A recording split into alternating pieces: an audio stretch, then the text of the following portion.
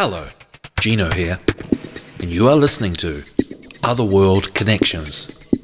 We live in a critical time where now, more than ever, angels and fairies, hidden forces, are bursting at the seams of the veil to work with us. They want to see us change in order to save the world and live in service to others. So join me on a journey to empowerment and enlightenment with an angelic angle and a fairy focus, looking into ways to improve our current situation, morality, archetypes, solutions for self-healing, and spiritual sciences in light of theosophy and other occult traditions. Hello. Welcome back. To Otherworld Connections. And today we are continuing Bernard Rogers' 2013 book, The Initiatory Path in Fairy Tales, The Alchemical Secrets of Mother Goose. Believe it or not, I have a confession to make. I was up all night watching the cricket. I had turned my back on sport for at least, 15, 20 years. Not that I was a huge sport fan. I did a lot of sport growing up, including cricket. I was a 12th man, as in the person on the bench, not cool enough to play. Poor me. But I did play sometimes. One time, I helped draw an important game that we needed to draw or win. And I was the last batsman, and we needed 4 runs off one ball, which is hitting a boundary. It's a bit like a home run in baseball. Cricket is a little bit similar to baseball in terms of the pace of the game. And my team, they all packed their bags, and the parents, they all went home. And I had a 4. And I drew the game. And they found out later. They left because they're like, Gino's batting. It's all over. I didn't mean that to be a pity story. I think it's funny. But the point is that I feel good that I allowed myself, and this isn't New Age BS, right? I allowed myself to just sit there and enjoy watching some cricket. And there was some aspect of it that I enjoyed watching, and it brought up memories. It brought up memories of being mistreated, which, we all get mistreated as children, which is why what Sarah Cross and Catherine Waters are talking about is so important. And it's ground zero. It's like the starting point. And it's sad that talking about how children should be treated is so horribly unpopular. But the point of the matter is that taking time to do things that are enjoyable help you to reflect on, how you feel about things. Like, can you actually enjoy something? Is there trauma around that? And all that sort of stuff. And watching the cricket, I found that was really, really good in that sense. It was a reflective thing. And that's what I'm actually doing, and people can call me whatever they want to call me for doing that. But I'm going to work on the 3-letter word called fun, trying to enjoy myself a little bit more because, waking up to the truth, waking up to all these things, and then trying to do something about it, which is always extremely unpopular. You give yourself no room for enjoyment and for fun. And natural law is all about balance. So I'm not saying, I'm not giving you advice. I'm just verbalizing my thoughts from having 4 hours of sleep because the cricket was played overseas and the time zone meant it was going into the wee hours of the morning. I'm just verbalizing my thoughts here. So natural law is all about balance, and watching the cricket made me realize that, I want to be in a little bit more of balance with my life and finding ways to enjoy. And we're not really allowed to enjoy things. That's how we end up in the throes of addiction and all kinds of weird stuff. But I'm talking about like simple pleasures and enjoying it, feeling the moment and breathing in and just soaking it up and enjoying just simple pleasures, like very simple, like DIY, fixing things.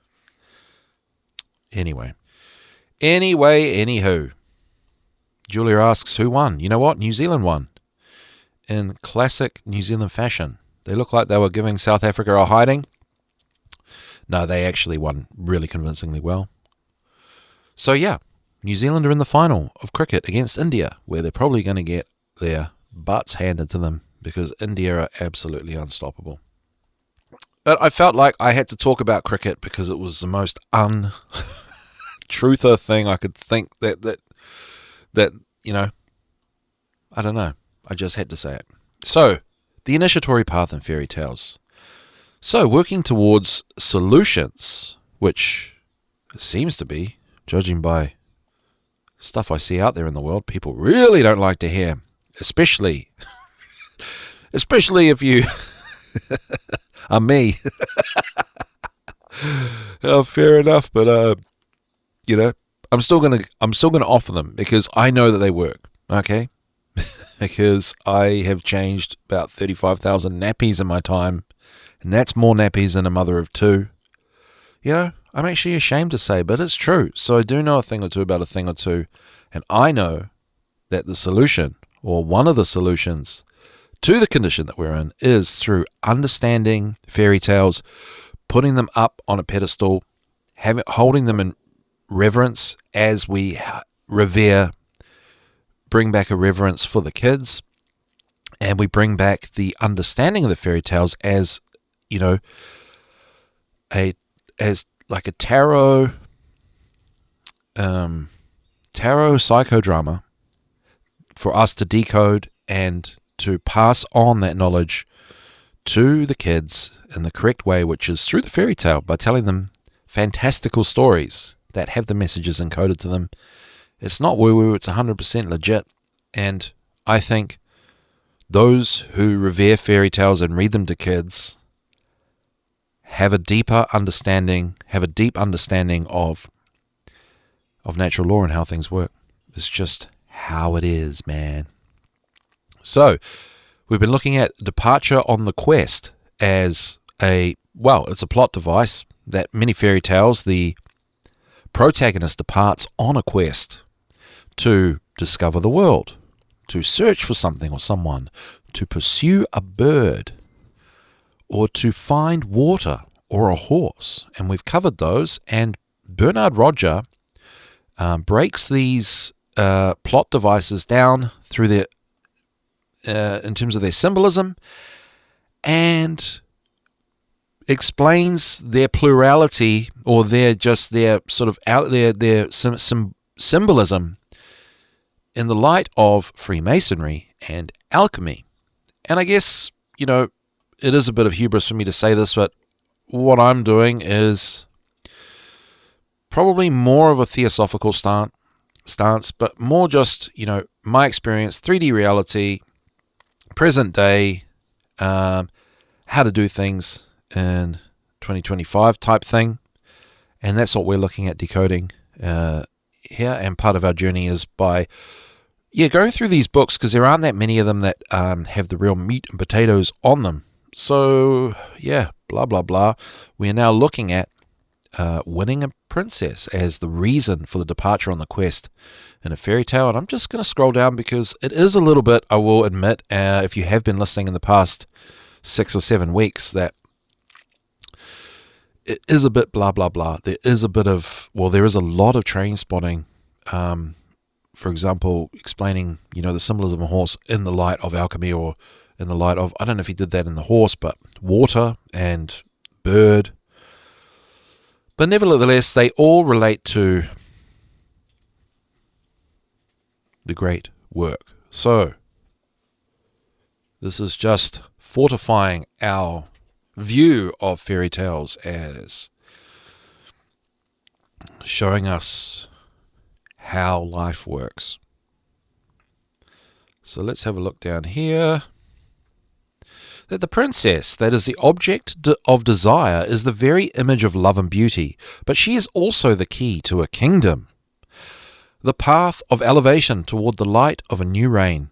The quest for the princess is the masculine path of initiation. In the feminine initiation, the candidate for initiation will discover her innermost being in the mirror of her union with the prince, who in the beginning may be no more than a humble shepherd.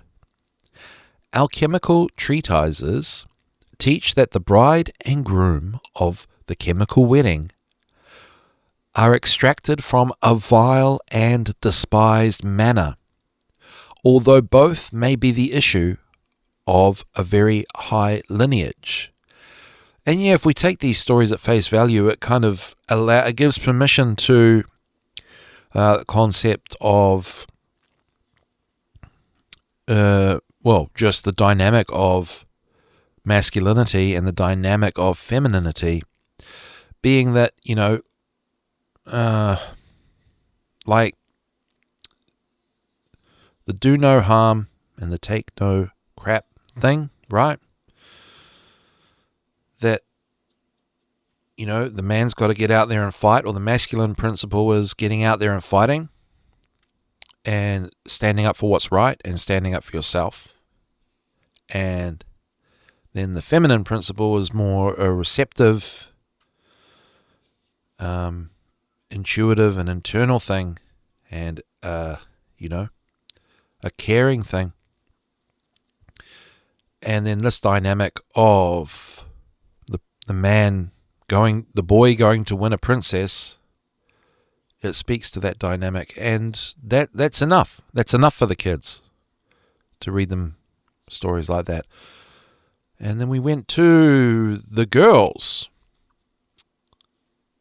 So it clearly seems that as a general rule in the tales that the girls leave for reasons that are different from the boys. Okay. And I've got Ernie with me today. He's playing guard dog as usual. And this... All right. So here we go. This is explaining the feminine aspect. Right. So they can be busy spinning or dancing in the magnificent rooms of the castle of a blue beard, bringing sweets to their grandmother or a meal to their father, leading their goat to pasture, accompanying their masters during a journey, or then again alone and bored, amusing themselves by exploring the rooms of their father's castle. It is during one of these common occupations, in the completion of one of these ordinary gestures that are repeated 1,000 times, that suddenly a door will open on the adventure the universe had concealed there, invisible, beneath the habitual appearance of everyday events and objects. The sudden upsurge of the marvelous in the banal reveals, for those to whom it happens, an awareness that opens simultaneously on the wealth of their deepest psyche and on the limitless expanse where the many faces of things disclose themselves. These are the secrets of the fairies, aka the Otherworld connections. Ha ha! Herein resides one of the secrets of their power. From this point of view, the tales let it be known that the initiatory progression accomplished by a woman ignores all intellectual detours, contrary to a man, for whom the direction of the centre only seems to be identifiable after a long journey that first took him far away from it. A woman can find the direct path to the inner realm from the get-go. And you can find the direct path to the inner realm through spending time with the kids, and that's what the secret kindergarten is all about. And Otherworld Connections is essentially the product of that, from the intuition that has developed from working with the kids. Female initiation essentially depends on the woman's aptitude at recognizing the initiator within herself. And yeah, I kind of did things all backwards, which is part of why I'm massively unpopular, and that's okay. That's my life, and that's what happened. And now I do things like boxing, and, well, yeah, boxing. So, yeah, my life sort of went in the opposite way. But that's why I have a unique view. And what I learned was true, so that's it. Right, chapter 4. Okay, this is compelling. V.I.T.R.I.O.L. V.I.T.R.I.O.L, or the door of the temple. Midnight sounds, the midnight when the dice must be cast. Igitur descends the stairs of the human mind, goes to the depths of things as the absolute that he is. A quote by Stefan Mallarme. Enough publications on contemporary Freemasonry can be found in bookstores for everyone to have heard tell of a certain dark retreat in which the postulant can see the 7 letters V.I.T.R.I.O.L, vitriol, drawn on a wall. These are the initials of the words making up the famous Latin precept inviting one to visit the interior of the earth, to uncover there by rectifying the occult stone. This acronym is well known to the students of the art of Hermes. It appears on 3 illustrations in Azoth ou le moyen de faire l'or caché des philosophes by Basil Valentinus, in 3 phylacteries, of which one, in the second engraving, unfurls on either side of an atlas holding up the celestial sphere, and the 2 others make a circle around symbols related to the great work. On the 3rd and 12th illustrations of the book, visiting the interior of the earth, in alchemy, as in Freemasonry, is to first transgress the conventional appearances that govern the surfaces, beings and events illuminated by common daylight, and to descend into the depths, recognize ordinarily hidden nature, and find the base mineral there that the artist plans to realize, while the future Freemason is urged to find within the raw stone that later he will have the task of squaring off, a piece that will make it compatible with the construction of the future building. In the art of Hermes, the student must choose, from among the numerous individuals of the mineral world, the unique matter with which he can begin his labors. Our selection cannot take place without several encounters in the primal regions of consciousness, and both these approaches equally, when executed with perseverance and in the firm intention of succeeding, never run smoothly, but incur wandering, dangers, anguish, the loss of reference points, and personal tragedies. Illustrating the end of the chapter on the symbolic group of the prime matter of his magisterial first book, René Alou cites a text that gives a glimpse of the dreadful places the traveller enters. Have you heard tell, stranger, of a labyrinth that Solomon drew the blueprint for in his mind, and had constructed with stones assembled in a circle? This drawing depicts its arrangement, its shape and complication, drawn with fine lines in a rational order. By seeing its 1,000 circuits moving outward from within, its spherical roots that return in circles, from here and there upon themselves, you learn the circular course of life that is displayed to you this way by the slippery curves of paths abruptly closed in upon themselves. Through its spherical circular evolutions, it subtly coils into compound chords, just as the pernicious serpent in its folds slithers and slides in a way that is sometimes overt and sometimes secret. There is a secret door that is set obliquely and difficult to access. The more you rush from outside, seeking to take off, the more it, through its sudden detours, will draw you inside, towards the depths where the exit is located. All right, now we're on to the underground world with Millstone John, Push Mountain, and Twist Oak, 3 hearty fellows he met on his path. Bear John moved into an abandoned castle, where each of them had to take turns preparing supper while the others went hunting. At the time when the cook of the day would go to ring the bell to call his companions to dinner, a giant would knock him down and vanish. But when his turn came, Bear John split the giant in two with his iron staff.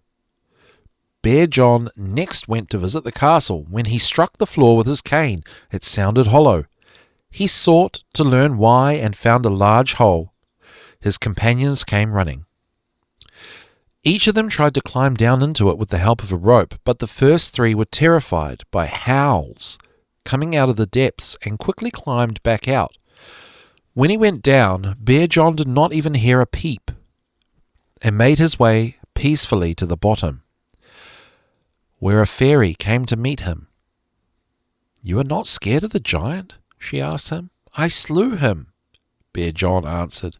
"You have done a good thing," the fairy told him. The little boy in the 500-pound cane, who had been found in the woods and was quite wicked, now grown into a young man and also equipped with a heavy iron cane, came on a deep hole by chance and had two comrades he had met on the road lower him down into it. He found an old witch there, who told him in response to his pressing demand where maidens to marry could be found. It was right next to him that the feather his father had just blown into the air came gently down to rest. And that was where the simpleton in the 3 feathers spied a trap door. He raised this trap door, uncovering a staircase, and descended its steps into the earth. At the bottom, he came to a second door and knocked on it. He heard a voice inside that cried out, "Mademoiselle Tree Frog, little green frogling, daughter of the froggy race, hop now, frogling, and bring me my large box." The poor miller boy, who was a little simple-minded and had set off to find a horse for his master, was abandoned by his companions at the bottom of a cave. When the sun rose and little Hans woke up, on finding himself in this dark cavern, he cast scared glances around himself and cried out, "Good God, where am I?" He got up and groped his way as best he could to the cave entrance and headed into the forest, all the while saying to himself, "Here I am, all alone and deserted. However will I find a horse now?" Lost in his sad thoughts, stumbling forward with no good idea of where he was going, Hans met a small tabby cat that kindly spoke to him. "Little Hans, where are you off to like this?" All right, so we're just pointing out instances of underground worlds. So, the underground world as symbolizing the truth found within. And now on to the forest. The underground world found in certain places. And one place in fairy tales, the underground world is found in the forest. Another place is the castle. And another place is the girls? Well, we'll see. So, the forest. Sometimes the entrance to the subterranean world is located in a forest, as is the case with Strong Hans, who was in one with his mother when they were carried away by bandits, or for the devil's sooty brother, as he met the little black man there. But the depths of wooded regions are enough on their own in a large majority of tales to bring to mind that of the drama that captures the neophyte's consciousness in the Freemason's cabinet of reflection, or that of the student searching for the prime matter in the first labours of the art of Hermes. While everyone has heard of the woodland tribulations suffered by Hop o' My Thumb and Little Red Riding Hood, and of the impenetrable woods whose heart must be reached in order to awaken beauty from her century-long slumber, it is in a host of other stories, often less well known, that the hero risks the shadows of the tall trees in which he often goes astray.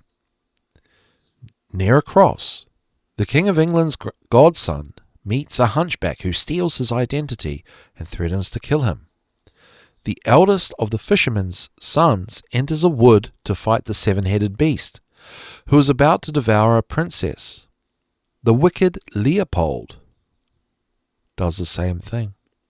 The green bird draws deep into the forest its pursuer, who, after managing to catch it, becomes lost but spies a tiny light in the middle of the night.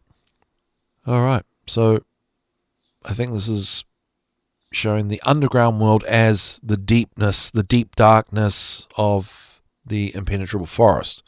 It is in the heart of a forest, in the gifts of the three animals, that the youngest of three cobblers who had chosen the middle path met a lion, an eagle, and an ant quarrelling over a dead donkey.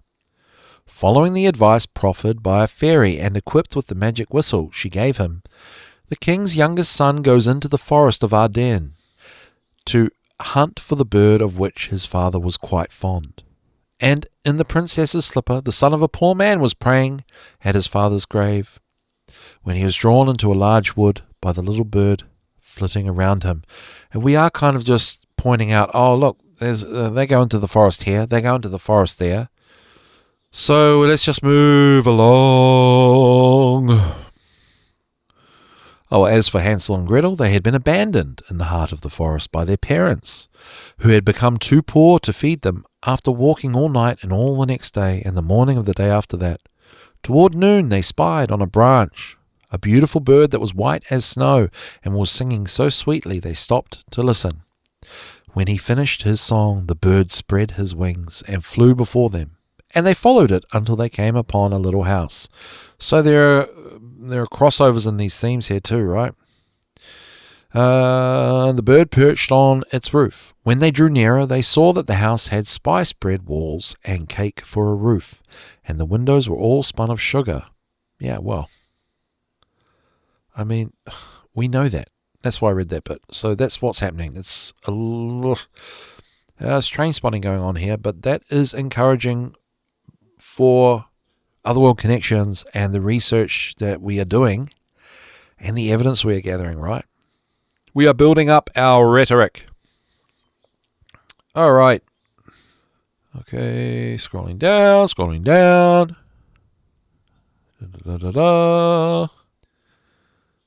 Oh, we were reading The Crystal Ball recently on The Secret Kindergarten. That is referenced quite a lot in this book, and you can play that as an audiobook, or you can put that on the YouTube, on the Secret Kindergarten channel.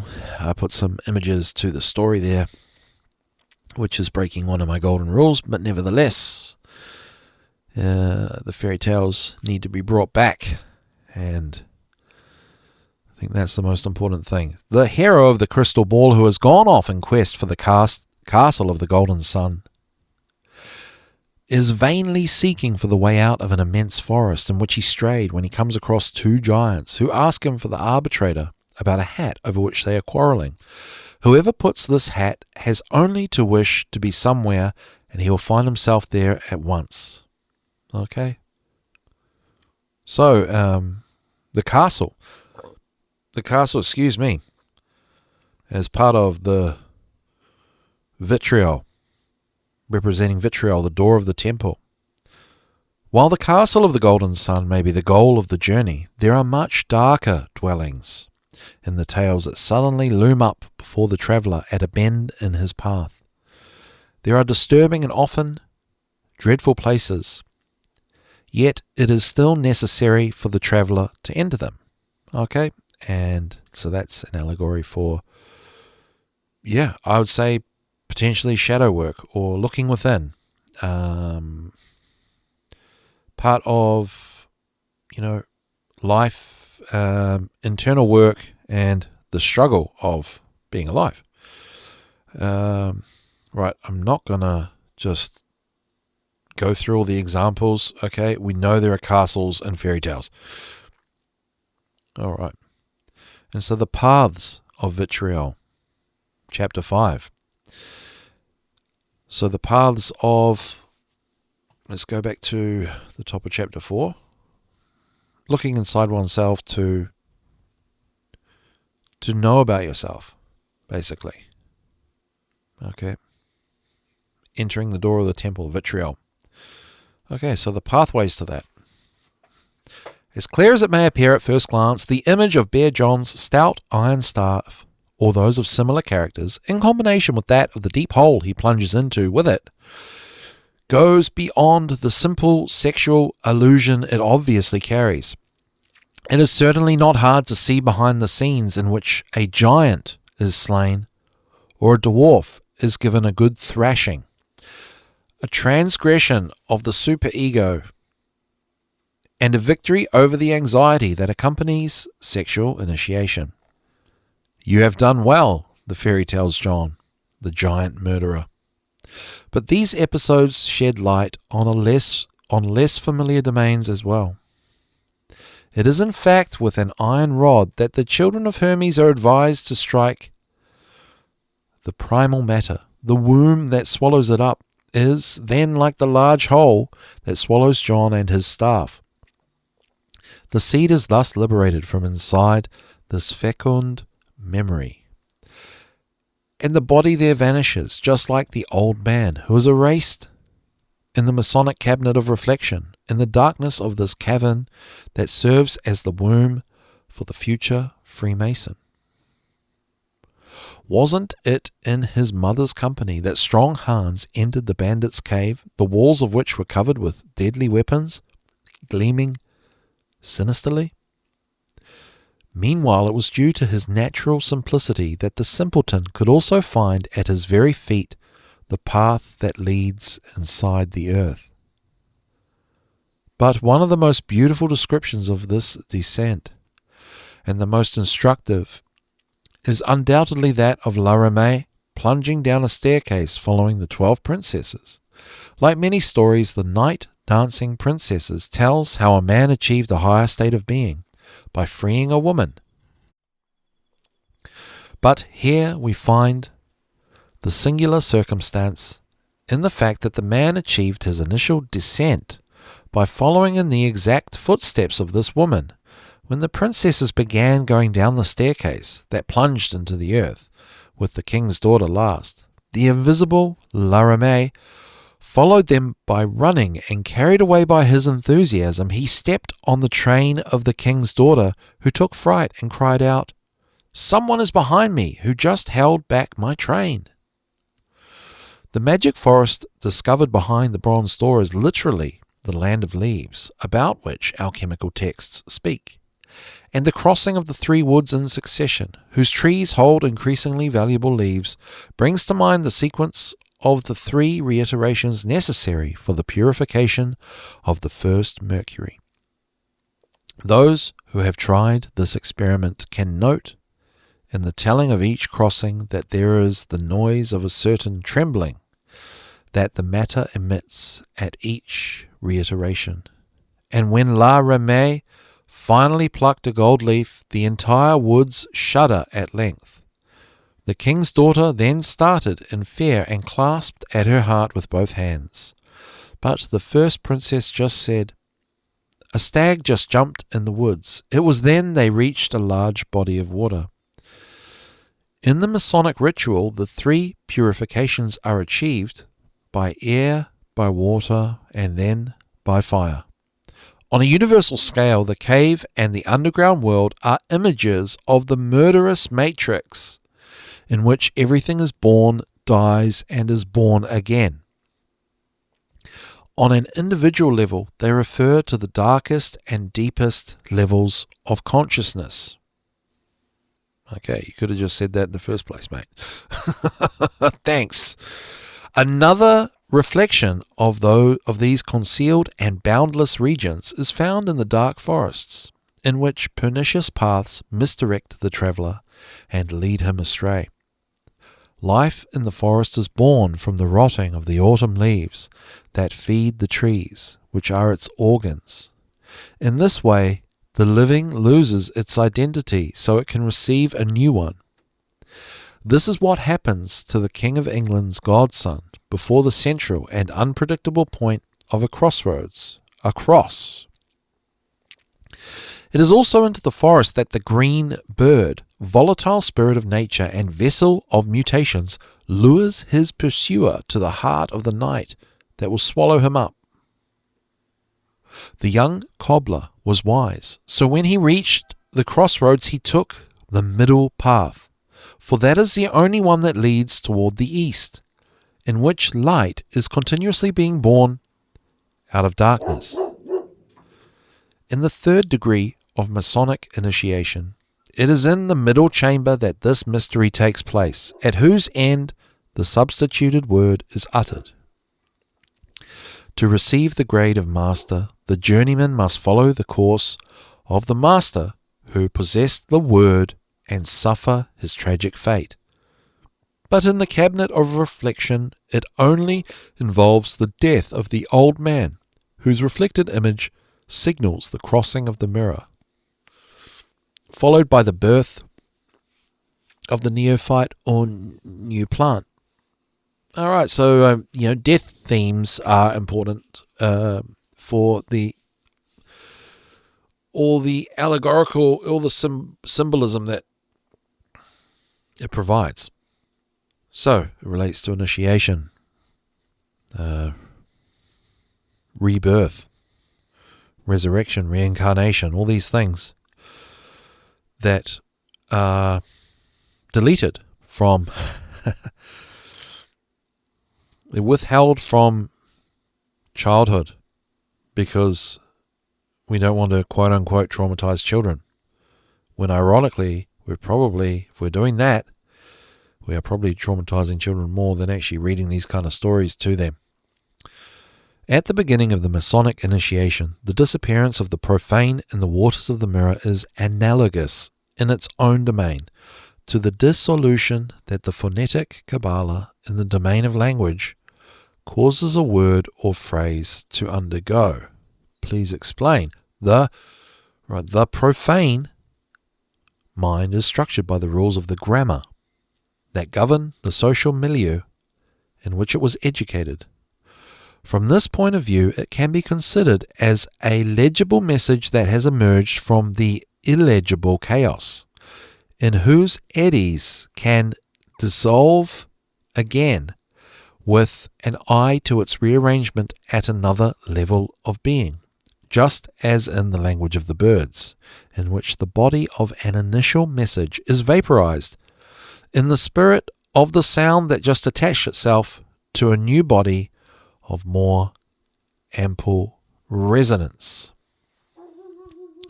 This is a perilous trajectory, right, because it's killing the original meaning of the word, in the course of which, and also you look like a mentor to people that you explain it to, in the course of which the individual's mind, like the sound, in order to avoid being annihilated in the confusion of noise, must preserve in its dismantling the memory of a musical harmony.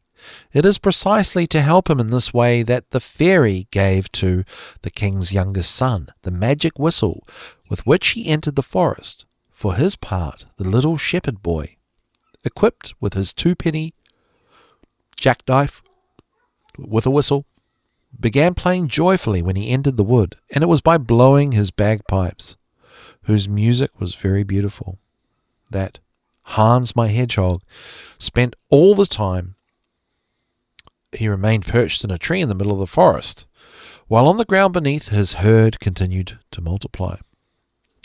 But musical instruments are not the only instruments suitable for preventing the pilgrim from losing himself forever in the forest. The wand can play a similar role, or in a certain way, the ball of thread. Whether it is given to the hero by an angel, fairy, or some entirely different character in contact with the spiritual sphere, the wand is the exact image of the axis around which the transformations are carried out. In the great European myths, there are two famous ones. The one around which two serpents are coiled to form the caduceus of Hermes, and the rod with which Moses struck the rock to release the water needed to quench his people's thirst. Everything you strike with your wand shall be soundly stuck, the priest told his nephew as he set off on a quest for fear.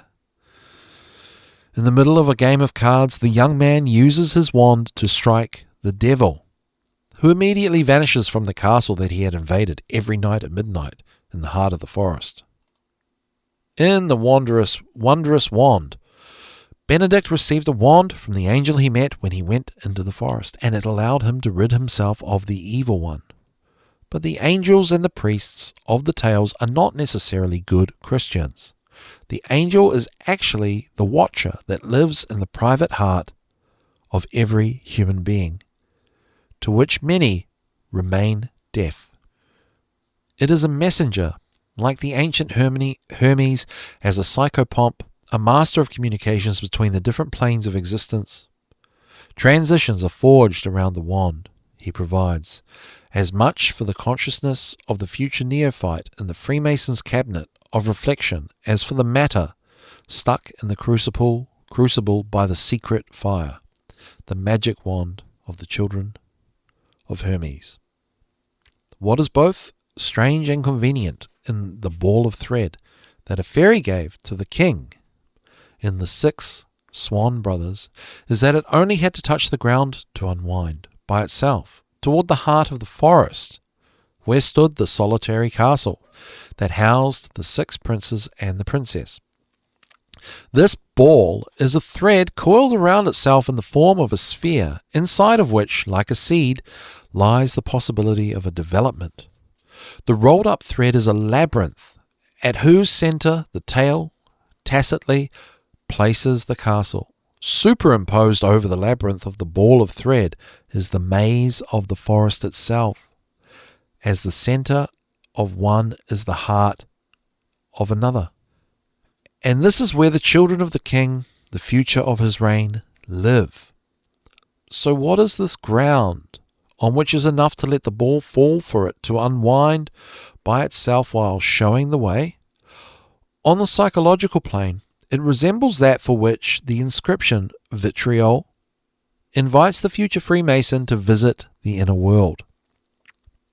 On the plane of alchemical practice, it is reminiscent of the land of the wise, where is found the open entrance to the closed palace of the king, which is cherished by Irenaeus Philalathus, and on which it is enough to cast Ariadne's thread to find the route. With this thread, Batzdorf made a net in the title of his treatise, by all evidence, to identify it with the subtle net or snare undone, with which the good authors recommend a certain fish called a remora be caught. And just as the ball of string can only be the gift of a fairy, the discovery of the net in question, which is equally spiritual and material, was always considered by adepts as the very rare and inestimable gift of God. Let's have a look down here. Okay, I'm starting to think we get the idea, right? And we're coming up to the final chapter. Okay, let's look at the castle as one of the paths of vitriol, and what that means according to Bernard Roger in his 2013 book, The Initiatory Path in Fairy Tales. The castle the heroes of the tales enter often appears deserted, abandoned by its original inhabitants.